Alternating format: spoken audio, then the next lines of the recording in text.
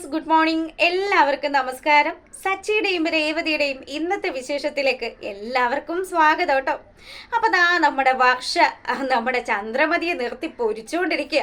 എൻ്റെ ആൻറ്റി എന്തിനാ 24 മണിക്കൂറും രേവതി ചേച്ചിയെ കുറിച്ച് ഇങ്ങനെ കുറ്റം പറഞ്ഞുകൊണ്ടിരിക്കുന്നത്? ആൻറ്റിക്ക് ഇതുവഴി എന്തെങ്കിലും സമാധാനം കിട്ടുന്നുണ്ടോ? എന്തായാലും ആൻറ്റിയുടെ ഈ സ്വഭാവത്തോട് എനിക്ക് യോജിക്കാൻ പറ്റുന്നില്ല. ആൻറ്റി, രേവതി ചേച്ചി മറ്റൊരാളുടെ സ്വത്തുക്കളോ അല്ലെങ്കിൽ അവരുടെ സാധനങ്ങളോ ഒന്നും ആഗ്രഹിക്കുന്ന കൂട്ടത്തിലുള്ള ആളൊന്നും അല്ല. ആൻറ്റി വെറുതെ അങ്ങനെ പറയൊന്നും വേണ്ട. അല്ലെ, ആൻറ്റി തന്നെ ഒന്ന് പറയും. എപ്പോഴെങ്കിലും രേവതി ചേച്ചി ഇതുപോലെ ആൻറ്റിയുടെ പിന്നാലെ നടന്നിട്ടുണ്ടോ എന്ന്? ഇതൊക്കെ കേട്ടപ്പം എൻ്റെ പൊന്നു വർഷമോളെ, നീ എന്താ ധരിച്ചിരിക്കുന്നത്?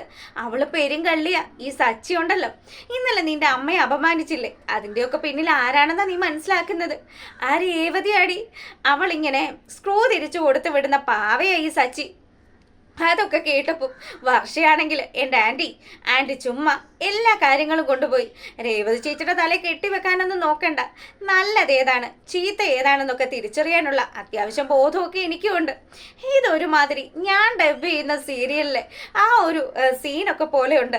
അങ്ങനെ ഇതൊക്കെ കേട്ട് കഴിഞ്ഞപ്പോൾ ചന്ദ്രമതി ആണെങ്കിൽ ദേഷ്യത്തോടു കൂടി നിൽക്കുക. ഈ പെണ്ണിൻ്റെ അടുത്ത് ഒന്നും പറയാൻ പറ്റില്ലല്ലോ, ഇവളാണെങ്കിൽ ഒരു കാന്താരിയാ. അങ്ങനെ നമ്മുടെ വർഷ അവിടുന്ന് പോയതും നമ്മുടെ ശ്രുതിയുടെ അടുത്ത് എന്നിട്ട് ചന്ദ്രമതി പറഞ്ഞു, അതേ അവൾക്കറിയില്ല ഞാൻ ആരാണെന്ന്. ആൻറ്റി ഇപ്പം എന്ത് ചെയ്യാൻ ആൻറ്റി? ആൻറ്റി ഇനി ഇതൊന്നും ആലോചിച്ച് വിഷമിക്കുമൊന്നും വേണ്ട. മാലയല്ലേ, അത് ഞാൻ പതുക്കെ പണയം എടുപ്പിച്ചോളാം. ഇനിയിപ്പം അതിന് വേണ്ടിയിട്ട് ആൻറ്റി ഭാമാൻറ്റിയോട് പൈസ ചോദിക്കാനൊന്നും പോകണ്ടെന്ന് പറഞ്ഞ് ശ്രുതി അവിടുന്ന് പോവാ. ഈ പെണ്ണുങ്ങൾക്കൊന്നും തന്നെ ഒരു പേടിയില്ലല്ലോ എന്നും ആലോചിച്ചുകൊണ്ട് നിൽക്കുക നമ്മുടെ ചന്ദ്രമതി. അങ്ങനെ അതൊക്കെ കഴിഞ്ഞപ്പോൾ നമ്മളെ കാണിക്കുന്നത് നമ്മുടെ ശ്രുതി നേരെ പോകുന്നത് മീരയുടെ അടുത്തേക്കാട്ടോ. അപ്പം മീരയാണെങ്കിൽ ശ്രുതിയോട് പറയുന്നുണ്ട്, എടി പൊട്ടി, നിന്റെ അമ്മായിയമ്മ ആ മാല എടുപ്പിച്ച് തരാന്ന് പറഞ്ഞതല്ലേ, പിന്നെ നീ എന്താ അത് സമ്മതിക്കാണ്ടിരുന്നത്? എടി, ഇപ്പം അവരാ മാല എടുപ്പിച്ച് തന്നാൽ അവരുടെ കയ്യിലെ കാശ് കൊണ്ടൊന്നും ആയിരിക്കില്ല. ഭാമാൻറ്റിയോട് പൈസ പണയം അത് കടം ചോദിച്ചിട്ടാ ആ പണയം എടുപ്പിക്കുന്നത്. അങ്ങനെയാണെങ്കിൽ ഭാമാൻറ്റിക്ക് നാളെ പൈസ കൊടുക്കേണ്ടി വരും. അപ്പം ഈ പൈസ അവർ എന്നോട് ചോദിക്കും. എൻ്റെ അച്ഛൻ വന്നു കഴിഞ്ഞാൽ അച്ഛനോട് വാങ്ങിച്ചു തരാനായിട്ട് അവർ പറയും. പിന്നെ അതുമല്ല, അച്ഛൻ ജയിലിലാണെന്നൊക്കെ പറഞ്ഞാണല്ലോ ഞാനിപ്പോൾ ഇരിക്കുന്നത്.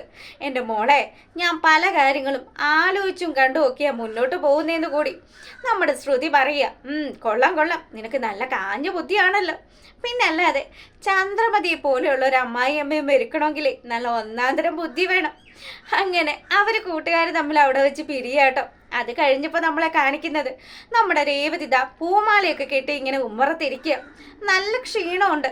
സച്ചിയാണെങ്കിൽ ഓട്ടോ ഒക്കെ കഴിഞ്ഞ് വീട്ടിലേക്ക് വരിക. എന്തു പറ്റി? എന്തോ ഒരു ക്ഷീണം ഉണ്ടല്ലോ നിന്റെ മുഖത്തെന്ന് പറഞ്ഞ് സച്ചി രേവതിയുടെ അടുത്ത് വന്നിരിക്കുക. ഒന്നുമില്ല സച്ചിയേട്ടാ, എനിക്ക് പ്രശ്നങ്ങളൊന്നുമില്ല. ഇതൊന്ന് കെട്ടി തീർക്കാനുണ്ട്, അതുകൊണ്ട് ഇങ്ങനെ ഇരിക്കുക. അല്ലല്ലോ, നിനക്ക് എന്തോ പ്രശ്നമുണ്ട്, നീ എന്താ ആഹാരം കഴിച്ചില്ലെന്ന് ചോദിക്കുക.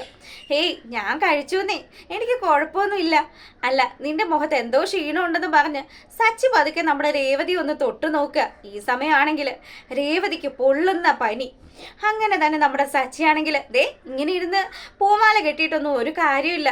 നീ വന്നേ, നമുക്ക് ആശുപത്രി പോവാന്നും പറഞ്ഞ് രേവതിയെ പിടിച്ചെഴുന്നേപ്പിച്ച് സച്ചി ആശുപത്രി പോവാൻ തുടങ്ങുമ്പോൾ, വേണ്ട സച്ചിയേട്ടാ, എനിക്ക് പ്രശ്നമൊന്നുമില്ല, കുറച്ച് സമയം ഒന്ന് റെസ്റ്റ് ചെയ്താൽ തീരാവുന്ന പ്രശ്നമേ ഉള്ളൂ. സച്ചിയേട്ടനൊരു കാര്യം ചെയ്യും, മെഡിക്കൽ സ്റ്റോറിൽ പോയിട്ട് എനിക്ക് വേണ്ടി മരുന്ന് വാങ്ങിച്ചിട്ട് വരാൻ പറഞ്ഞ് സച്ചി അവിടുന്ന് അവൾ പറഞ്ഞു വിടുക. അതിനുശേഷം ആടി തൂങ്ങി പാവം വന്ന് കിടക്കുന്നത് ശ്രുതിയുടെയും സുധിയുടെയും റൂമിലാണ്. അങ്ങനെ അവിടെ കിടന്നതും മയങ്ങിപ്പോയി ആള് നല്ല ഉറക്കമായതും നമ്മളെ കാണിക്കുന്നത് നമ്മുടെ ഡ്യൂട്ടിയൊക്കെ കഴിഞ്ഞു വരുന്ന ശ്രുതിയെയും സുധിയെയുമാണ്. രണ്ടുപേരും നല്ല ക്ഷീണത്തില്. സുധിയാണെങ്കിൽ ഇനി എവിടെയെങ്കിലും ഒന്ന് കിടന്ന് കിട്ടിയാൽ മതി, താൻ ആകെ ടയർഡാ, എന്തൊക്കെ കാര്യങ്ങളാണ് ചെയ്യുന്നത്.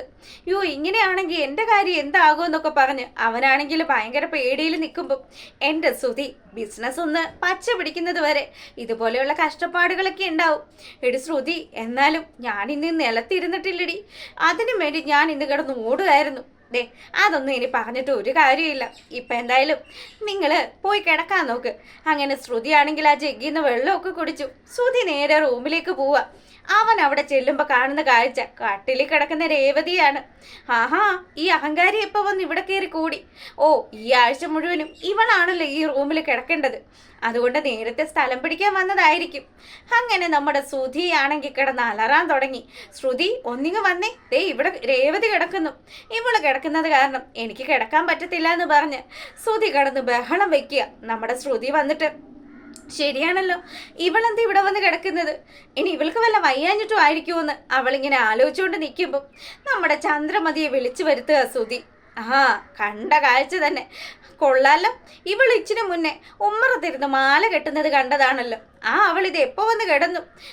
നിങ്ങളിവിടെ കിടക്കാതിരിക്കാൻ വേണ്ടിയിട്ട് നേരത്തെ വന്ന് ഇടം പിടിച്ചതാകാനാ സാധ്യത.